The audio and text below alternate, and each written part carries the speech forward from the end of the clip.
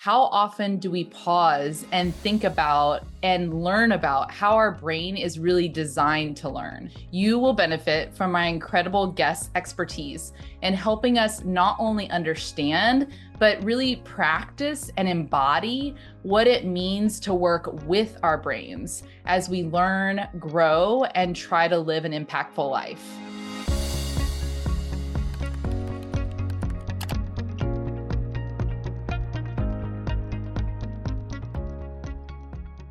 Welcome to the Building Thinkers podcast. Today, we're going to be talking about how to learn in alignment with how your brain actually works. And there's no one I'd rather have this conversation with than learning scientist and learning pirate herself, Lauren Waldman.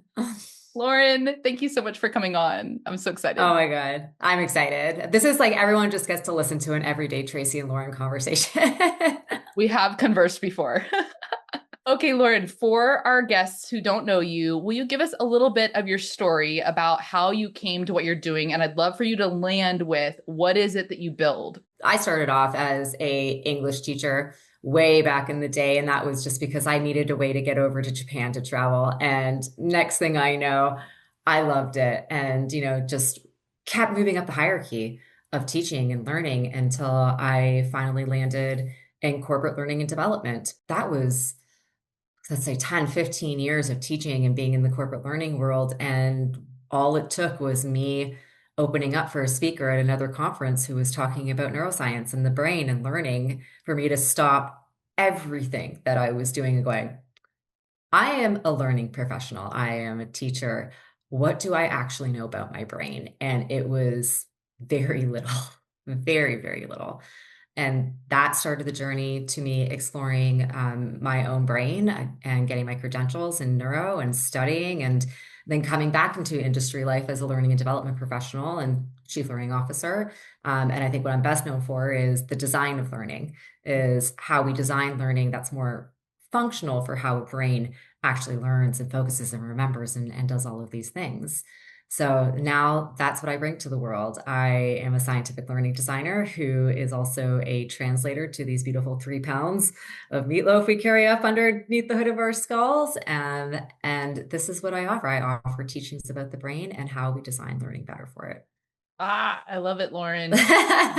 It's so amazing. And so can you unpack for our listeners, like, what is a learning scientist? Like, that term might be new to some folks, so they have a understanding of that concept.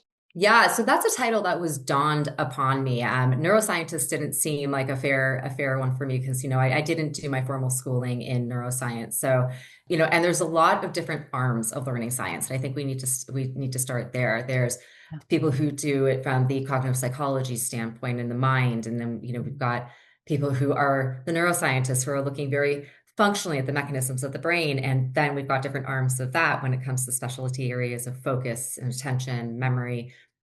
There's so many variations. For my purposes as a learning scientist, it's taking the knowledge and what I'm learning about the functional operational system and translating that for me into, can I use what we know to then experiment with the design of learning?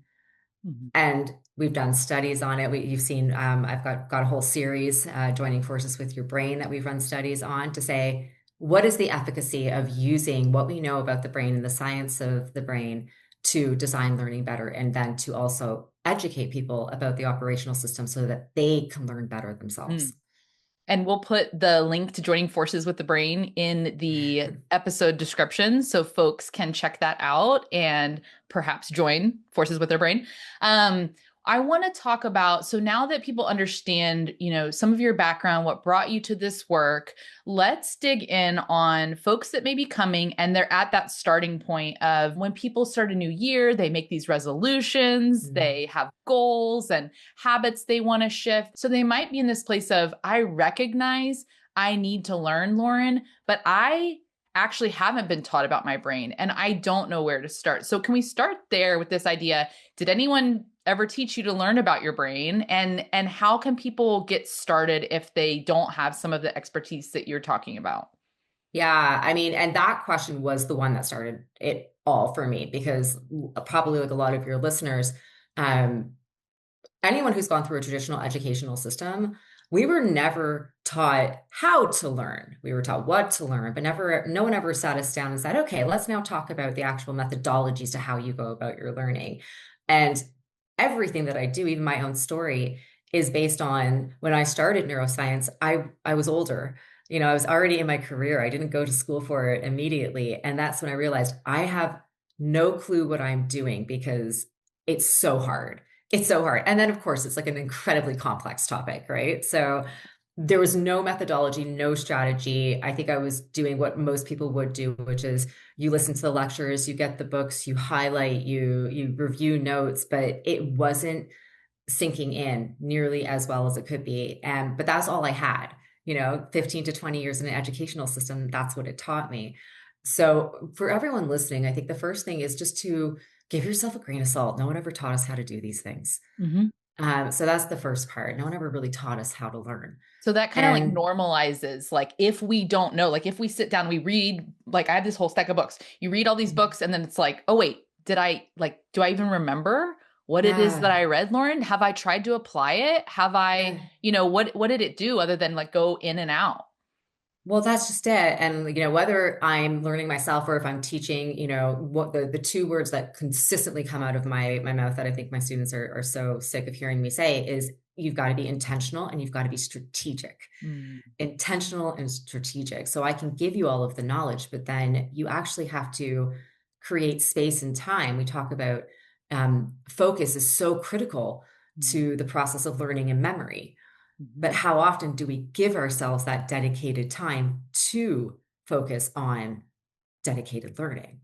mhm, It's very, very little. So again, there comes the strategy and there comes the intention. Can I map out some time and then can I be very strategic and intentional with what am I choosing to learn? How am I doing it?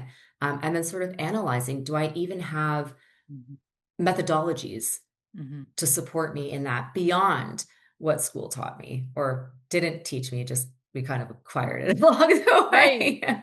Okay, I want to start with that first question. What am I choosing to learn?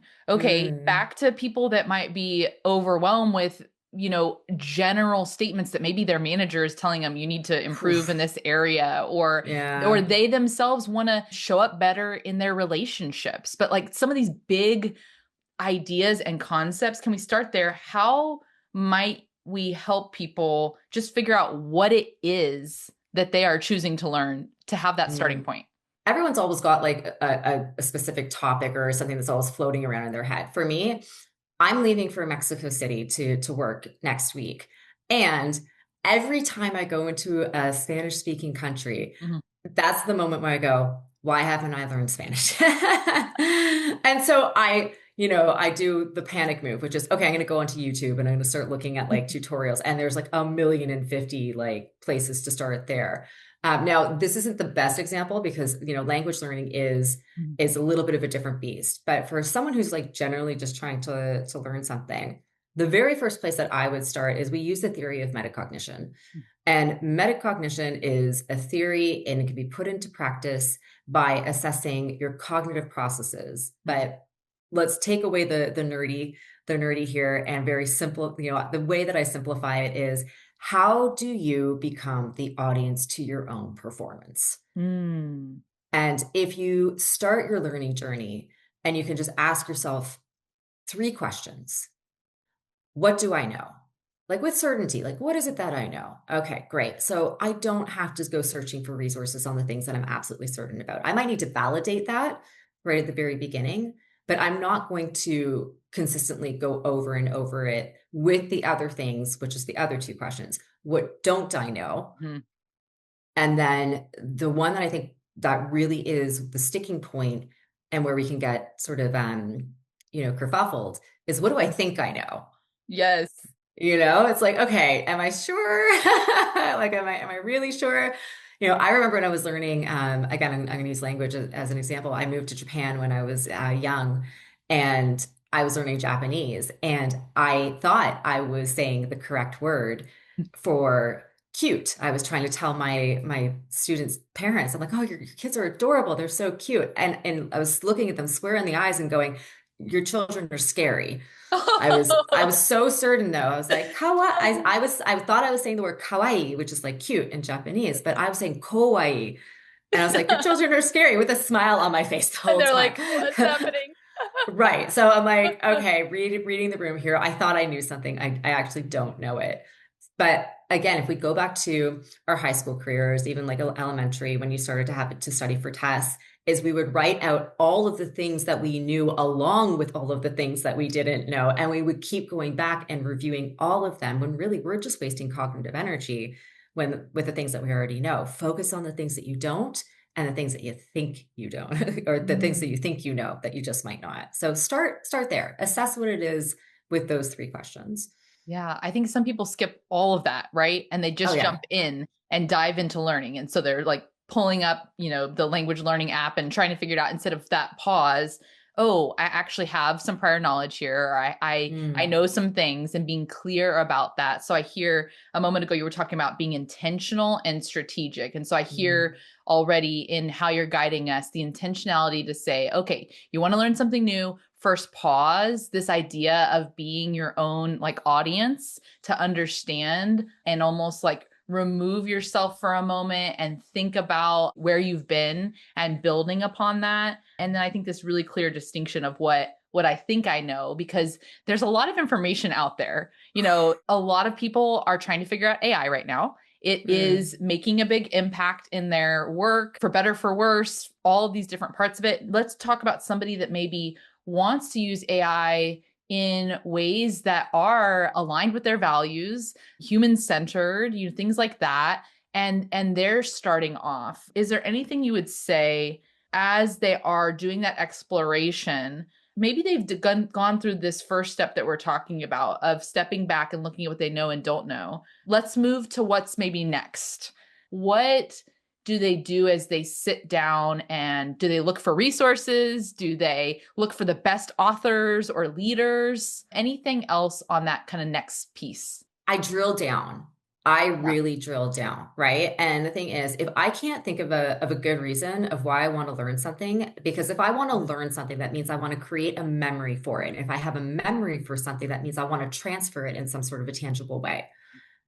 So that's where I start to drill down is why am I really Mm, wanting to learn this, right? And it doesn't have to be for like work purposes. If like, maybe I want to learn how to bake because, I've got an event coming up and I want to just like impress people with my crazy baking. I can't bake for crap, but like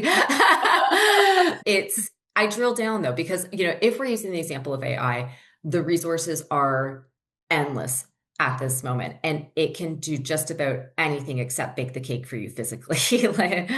So it's drill down and then the brain will naturally want to take you to a place of safety, of familiarity. And this is where learning becomes hard. And learning is hard. Learning should be hard because we are challenging ourselves to do something that we actually either don't know how to do or we're building on something that we do know how to do. And even that can be hard as well because of the networks in our brain that are going to keep reverting us back to that. I know this, I'm good here. So it's that bit of challenge of when I'm looking to learn something, I'm looking for the resources. Am I finding resources that feel good and comfortable and safe to me because I'll already know how to do it and I'll like have that leg yes. up? Or am I going to be like, this is going to make me a little uncomfortable. So I'm going to actively go back to metacognition, my ability to think in the moment. I'm going to choose this one. Ugh, I I'm love going to choose the challenge right now because that's going to challenge this 3 pounds of it. operational system. I want to dig into this more because I heard two things in there that just made me pause for a moment. So, one, this idea of, okay, why do I want to learn this? I wrote on my little sticky Mm, note here, like that it's a filter for narrowing some of those resources. Like, why do I want to learn this? Okay, so back to the baking example. If I want to learn it for an event, like maybe I can narrow down not all the recipes in the world, but these ones that the guests that are coming would like. Or in this AI space of all the information that's out there, maybe I want to start with just experimenting with it with my recipe list, like try yeah. it out somewhere that I can get started with. But then I heard this second piece that you were talking about, which is our brain naturally goes back to this like homeostasis, feeling comfortable. It doesn't, it likes to be safe. And so we have to actively choose to go into the discomfort, and you're helping us Mm, normalize that. So learning should be hard. yes. And so for somebody that's getting started and it is challenging, I love that they can hear, hey, like you might be on the right track with that, because Yeah. when you question those like beliefs, prior knowledge, whatever that's coming up when you're testing a new learning resource, let's just say, like that might be in the exact right spot that your brain, like, is there any more we need to understand right at that spot, Lauren, that would help us in like layman's terms understand generally what's happening, why that new knowledge is like competing with something that wants us to stay in the same place? We don't have to go all the way into the Yeah. mechanics, but is there It's anything else there that's helpful to know?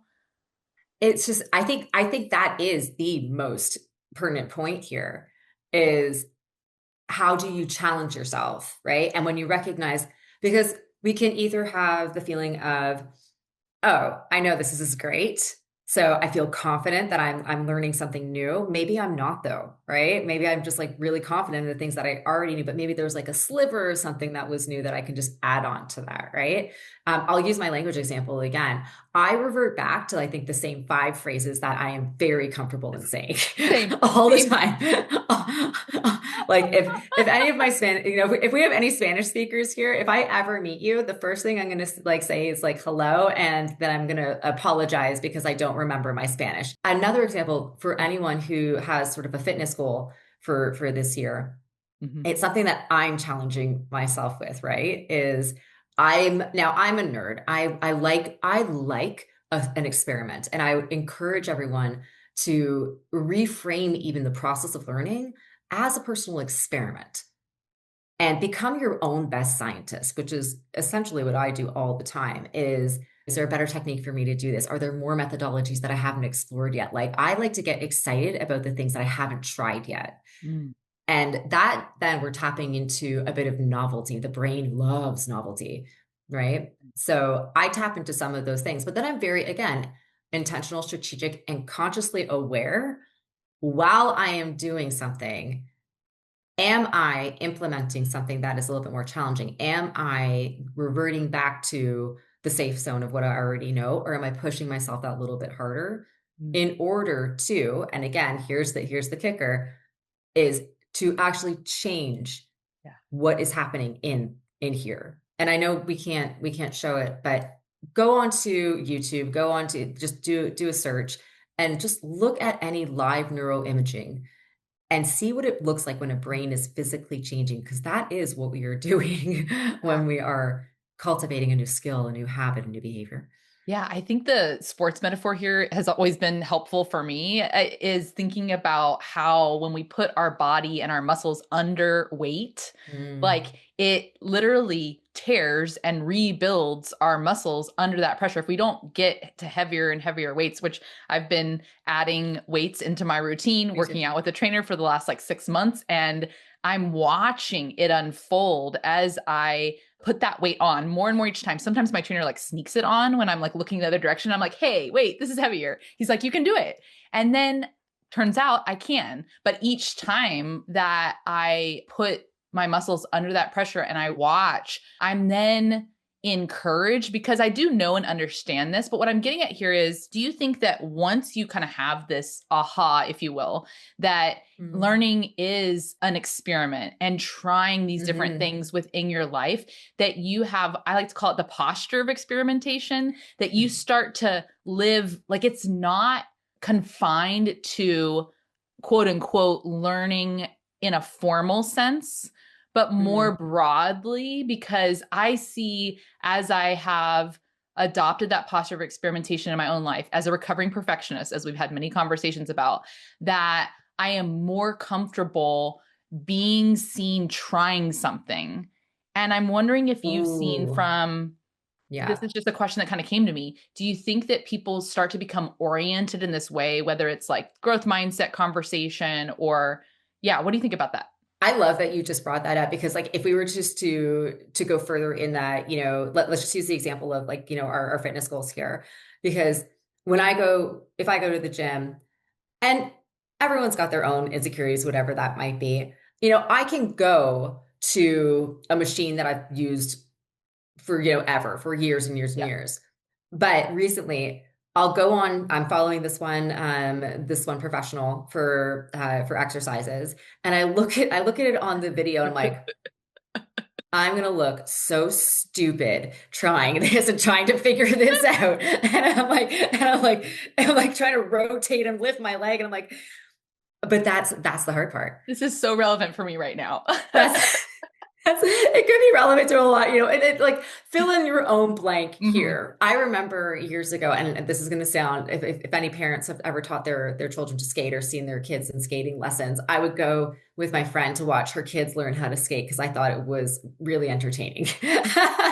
And if you ever want to see a true learning process, it's just that, they're tap dancing on the ice until they figure it out. And I remember him coming over to me. I'm like, hey, how's it going? He's like, it's really slippery. This little 6-year-old, he's like, it's really slippery. I'm like, okay. And just watching them fall and get back up again and fall and get back up again. As an adult, we have a little bit more, I think, insecurity Hmm. to try and to look a little bit silly or to fail even, and to have sort of carry that weight. We as adults, we carry so many other weights with us, whether that be from our work capacities, our family. Now we're trying to learn something new. Heaven forbid you turn the news on or look at social media these days, which I don't. So there's a lot of that sort of cognitive energy that's going towards so many other things, which is why not only trying to tap into trying something new and sort of getting comfortable with being a little bit more challenging, but I think the big piece of a puzzle here too is to understand the element focus, which we spoke about like right at the Hmm. very beginning, is am I actually focused? Am I attending to something to be able to focus on it? Because we are really hit with so many incoming sensory signals that it can be challenging to just attend to one thing to focus. And for those, I think I like to distinguish between attention and focus. And Hmm. and let's face it, focus is a skill. It's a skill that no one ever taught us. No, I remember being in the class when they're like, just sit down and pay attention. I'm like, I never thought to look at my teacher and go, well, how do I do that? Teach me how to focus. Why don't Tell you me teach me? more. Tell me more about you wanting me just to sit here and pay attention for like an hour on whatever you're doing. And so I realized that, focus really is a skill in itself, and cognitive control. And when we look at those two elements and we kind of like pull the thread through, if I can attend to focus, Mhm. because attention is our mechanism to focus, attention is the mechanism to focus, then I'll realize, am I here in the moment? Am I focused on the thing that I'm doing? Or do I have a million tabs open on my computer that are like, I've got a LinkedIn message that came and my phone just texts and I'm going to that's instantly going to distract me. And then I've got to redirect my attention to focus back on what it was that I was trying to learn. Mm. So if we elevate our ability to focus through exercises of attention, and they can be something really simple, when I'm teaching on this, I say you can go for a walk and choose to look for an abnormal color. You're not going to look for red. You're going to look for like, Macintosh apple red. What I don't even know what that is, but like, or not green. You're going to look for like a lime or a pea green. And all you're doing is kind of giving your brain like a Where's Waldo task. Mm. And it's just giving you that little bit more of cognitive control so that when you do sit down to actually want to focus, to learn, if you do start wandering away, you'll recognize, can I bring myself back to attend to focus right now? Or do I actually need to stand up, walk away, take a diffusion break? And that's why I say join forces with your brain. Yeah. Join forces, but don't control it. Just join forces with it. It's so powerful because I think in that language of joining forces that you have in the title of your course and your work is this idea that, okay, it's designed a certain way already. Like we're not changing that. And as that knowledge increases, and then along with that, the experience of, okay, I've tried what Lauren's talking about and I can better attend to, I like the phrase, be where my feet are. That really helps me Mhm. with attention and focus and close down those other tabs, some of those types of strategies. But I think that the language signals that there's this information to learn, yes, but then when you come alongside it, your brain that is, then there is this, maybe limitless is a little bit overstated because I recognize we have limits, but there is this exponential growth that's possible as you Mm, are working in partnership with the brain. And I think that's what brought me to wanting to know more and understand and go deeper into learning science in this angle is I always think about human flourishing potential. I'm a, optimist. And so I want to access that to the best of my abilities and then also share that with others yeah. because I would love, I think there's, a lot of people that feel stuck or they feel overwhelmed. And to me, this access point of really understanding how to work with your brain frees up it, again, in so many different areas. We've talked about exercise and health goals. We've talked a little bit about relational goals, work goals. And Mm, so, yeah, I don't know that I have a question necessarily there, but just kind of reaffirming the impact it can make in people's lives. And I'm wondering if you have any stories that come to mind from your work where you have yes. seen an aha for one of your students or one of your clients that gives us even more of the why for pursuing this. I think one of the most recent examples is the work that we did. Yeah, and And we I can would speak love to to that. if Yeah. we can speak about Yes, that. yes. Yeah. So for everyone listening or watching, Tracy had called me up to assist on the design of it was 16 or 17, 16 17 weeks. week, 16 Yep. week. We did a 16-week program for university students to understand how they learn about the brain. And it was brilliant. It was brilliant. It was so, I'm so proud of the results of this. And the series was designed, and same with the series that I do. And I want to frame this.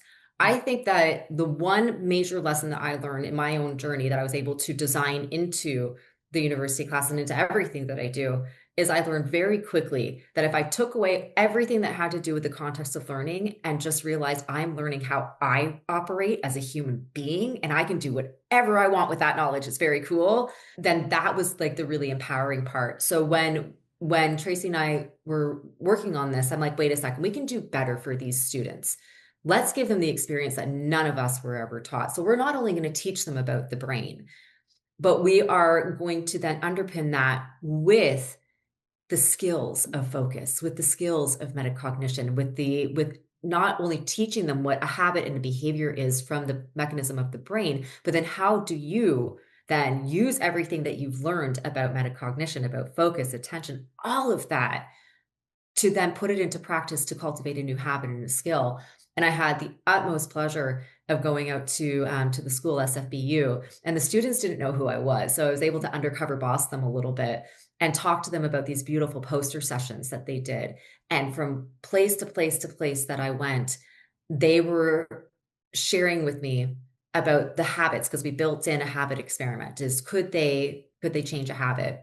And not only did they share about their habit changes. But the one student who really stood out to me the most was he said, well, I really didn't want to pick up my phone and at the very beginning, like when I got out of bed and, I'm doing it at night.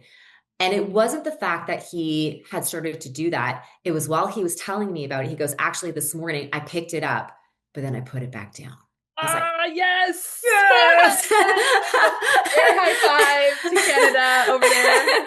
And I was like, oh my God, that's everything that Yes. we're talking about here. That was the higher conscious awareness. That was the cognitive control. That was the metacognition. And that was that was, a behavior that will then become automated to become a habit. And that to me was one of like, this is the next generation of, people who are going to go into the workforce, people who are going to become parents, people are going to go into beautiful relationships. This is the next generation who finally gets to learn all these things that we didn't. And that to me was like, whew, That's why we it's do this. amazing. That's why It's we why do we this. do It this. was so Yeah. powerful to be there together.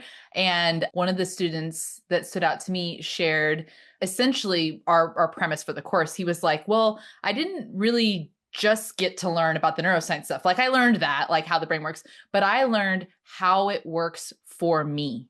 Yeah.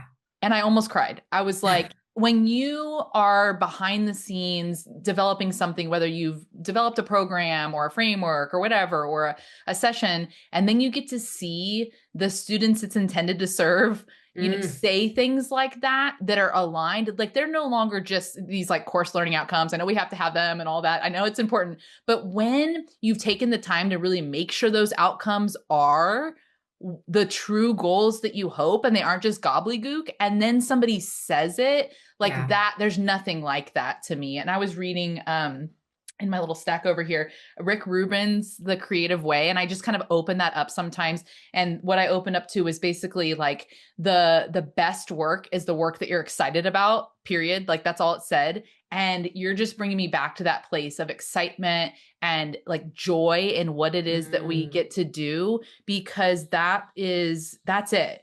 If we can help like make an impact for others to have this access, in this case, like to understand how their brain works, not as just the means to the end there, but so that they can like drive the car, like drive the car of their brain and do all this other stuff, like that is impact. We may not be able to control the other things that are happening in the world, but if we can help people access that, then they may be the people that show up in those places that we can't, that are in the meeting or the boardroom or, on the front line somewhere, that have the cognitive control and awareness to make a different choice.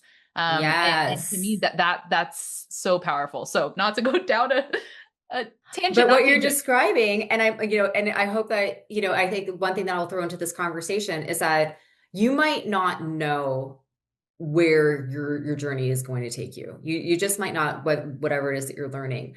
But I think it's really important to acknowledge and to recognize the stops along the way where you do get it, right? And for me, those are called the moments of YARR. And I had my moment of YARR. And sorry, I should explain. YARR stands, that's right on my arm here. YARR stands for you. I just got the prior t-shirt on. You are really ready. And for me, that was nearly a decade ago now, when I was just about to finish my first online exam for my first neuroscience course. I was terrified to find out if I passed or not. And when the results came up on the screen, I was like at 80%, you passed. And I was like, oh my God, I know it. I know it. I know it. I can tell somebody else about it. Like, yes, I am ready. I am ready. I am confident. Like, it is just everything in your being that recognizes that you have accomplished it. And there's always going to be more to accomplish after that. But if you can recognize those moments of YARR for yourself, like, oh yeah, okay, I know this one now. Let's go find something else. I love it. That's what we're after. I had a new aha this time when I've heard you say YARR before. I've heard the understanding of you are really ready. But this time when you said it, ready struck me in a new way of the recurring readiness. Does that make sense? Like the recurring, I'm ready for the next thing. Like I have accomplished that. Okay, now I'm ready for the next thing. And we were talking about this idea of don't be afraid to be seen trying, like whether it's at the gym and doing this like different move, or, something you haven't yet learned, but you're exploring and you want to dabble in, or you want to share an insight. One thing that I have been thinking about a lot, as much of my work is intersecting with innovation and AI and learning and all this right now, is to not lose sight of humanity, like other humans in this learning journey, because back to the kind of friction that we try to avoid, to not look stupid, I want to encourage our listeners, instead of first going to ChatGPT to ask the question, could you reach out to a friend? Could I reach out and text Lauren? Could I reach out to somebody that I know that's an expert in this space? Because those moments of intellectual and social connection that we're now offloading some of to other tools could take us further away from what we really want in this learning. And so I think what I just wanted to share there is this idea of learning as social and the interconnections that we want to happen there. And earlier on my Instagram, I reshared Justin Welsh had said, And he's like an online entrepreneur. And he said a huge amount of success boils down to having a high tolerance for feeling stupid. If you're not regularly Mm. uncomfortable, you're likely just coasting. And I added, just for my own like thinking about this is why perfectionism is so limited. Don't be Oof. afraid to be seen trying. I wrote this basically to myself and just shared it so that I would have a memory of it. And now we're talking about it. And so I'm wondering there, can you speak any more to perfectionism? Mm. And if somebody is trying to get, okay, so Lauren, you've told us that our brain likes to stay safe. And so we have to challenge it. Is there anything else around that recurring pattern that brings us back to if perfectionism is coming up for people? Yeah, I mean, this is something that I'm really concerned about. And I think what we're sort of tail ending here is I really do believe that we are in a particular moment in our time in history and technology where if we are not preserving our human skills and if we're not teaching these human skills, then we really are going to sort of like, I don't know, we're never going to go exactly back to the time of, the caveman. I think of like the old movie from the 90s, Encino Man, but but I use this example when ChatGPT first came out, and I recognized the behaviors and the habits that we're forming. And I looked at it and go, wait a second. Years ago, when Instagram and all of the other social network platforms came out, we had the term doom scrolling. Mhm. And then I realized we're just doom prompting now. You're doom prompting. You have been prompting and prompting and prompting. How long have you been prompting that? If you don't have all the things that we've been talking about in this conversation, the cognitive control, the metacognitive ability to assess, have I been doing this for too long? Is it time for me to step away? Should I ask somebody else? If you don't have that kind of executive function, to stop and realize, just like the YouTube cat videos, have I been watching those for like over an hour?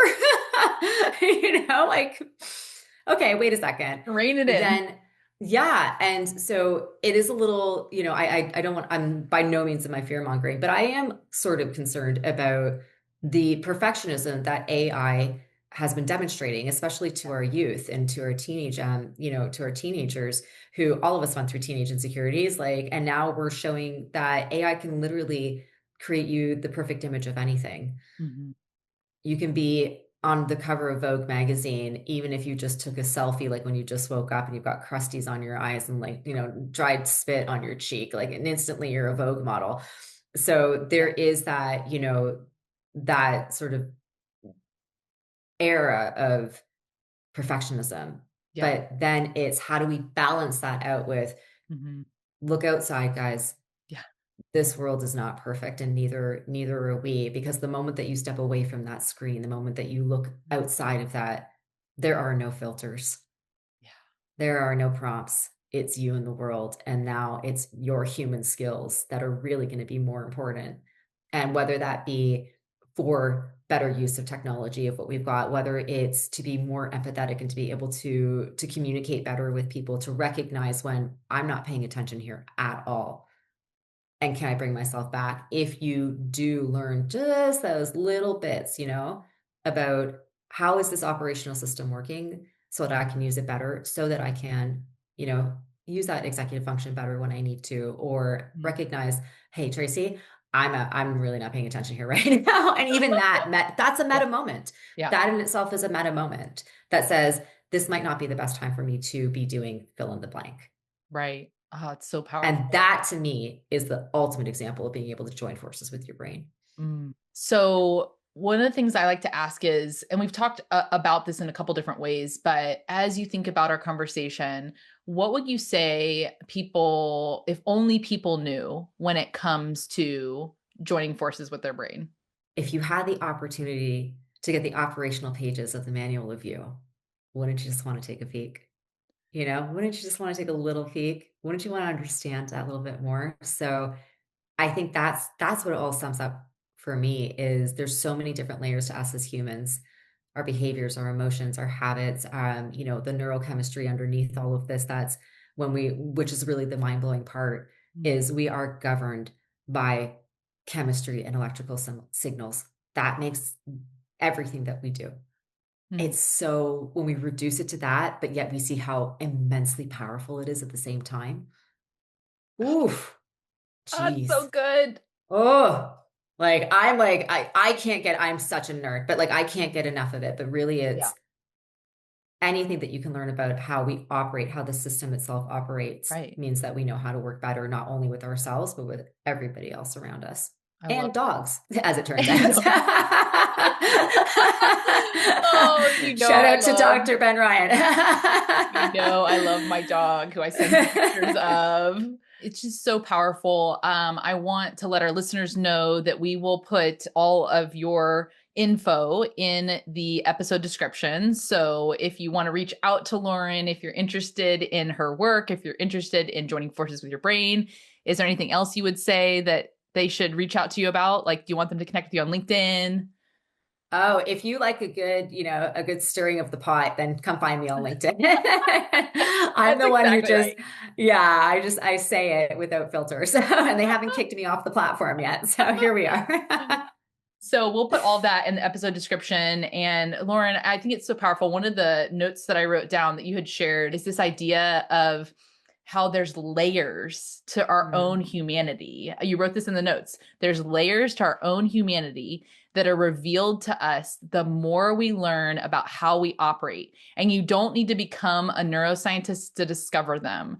And so mhm, thank you so much for the way, not just today, but throughout our collaboration and our friendship, like the way that you show up, the way that you bring your full self to your work and don't back down when it's hard. You're such a role model of that generosity of your own learning to share with others for their good. And so I just want to say Oh, on the record, oh, I really appreciate you and the way that our paths have crossed. And I look forward to just more time yes, together chatting and being nerds. yes. Big yard to that. I will end it on a yard. Love it. Okay. I hope today's conversation about how to learn in alignment with your brain, how it actually works, gave you some actionable takeaways. If you enjoyed it, I'd love for you to leave a rating and review. It really helps other listeners find the show. And you can do that wherever you listen to podcasts.